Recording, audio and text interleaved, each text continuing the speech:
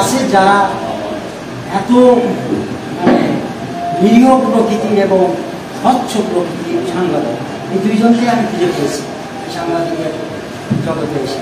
যাই হোক, আমাদের সাথে যারা আছে এরা প্রত্যেকে ভালো সাংবাদিক, স্বচ্ছ, তাদের সাংবাদিকতার হাত আছে, তারা কেউই দুর্নীতিগ্রস্ত মধ্যে যায় না। যার কারণে বেছে বেছে আমি এবং মুকুল খসরু আমরা এগুলোকে একত্রিত করে সংগঠনটাকে আজকে খাড়া করেছি। আমি মনে করি যে এদেরকে দিয়ে আমাদের জাতীয় সাংবাদিক সংস্থার যে সংগঠনটা, এই সংগঠনের আগামী দিনের যে পূর্বের যে ছিল, সুনাম ছিল, সেই সুনামটা ধরে রাখার জন্য ইনশাল্লাহ আমরা এই কমিটি যাদেরকে নিয়ে করতেছি, আমার নেতৃবৃন্দ হবেন না। সাংবাদিক সংস্থা বাংলাদেশের একটি ঐতিহাসিক সংস্থা, সাংবাদিক সংগঠন।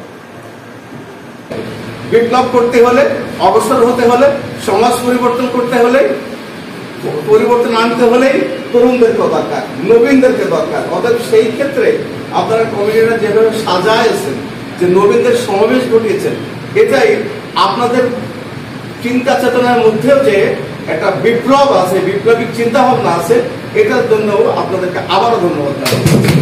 একটি ভালো সংগঠন জাতীয় সাংবাদিক সংস্থা, যে সংগঠনের কথা নিয়ে, পতাকা নিয়ে বাংলাদেশের অনেকে গলিতে 64 জেলায় আমি যাই, আমরা যাই, সেক্ষেত্রে কুষ্টিয়া যদি একটি চমৎকার সুন্দর নেতৃত্ব থাকে, তরুণ নবীন প্রবীণদের সমন্বয়ে তরুণদের সাথে নিয়ে যদি আমরা আগামী দিনে নতুন একটি সংগঠনকে পুনর্গঠন করার জন্য উদ্যোগ গ্রহণ করতে পারি, তাহলে এটা বন্ধ হয় না, খুব বেশি ভালো হয়।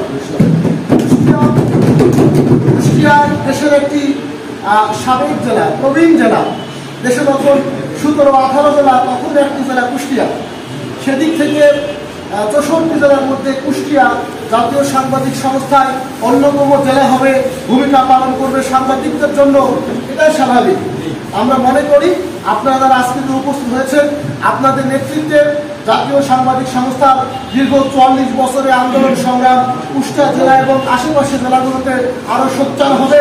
কুষ্টিয়া জেলার প্রতিটি উপজেলায় মজবুত সংগঠন গঠন করার মধ্য দিয়ে এই অঞ্চলের প্রকৃত সংবাদকর্মী ভাই বোনদের পাশে দাঁড়িয়ে সাংবাদিকদের বিরুদ্ধে যে হামলা, মামলা, নির্যাতনগুলো হচ্ছে, এগুলো প্রতিহত করার জন্য এবং সংবাদকর্মী ভাই বোনদেরকে প্রকৃত সাংবাদিক তৈরি করার জন্য প্রয়োজনীয় প্রশিক্ষণ গ্রহণ করার মাধ্যমে আপনারা সামনে সাংবাদিকদের এই অঞ্চল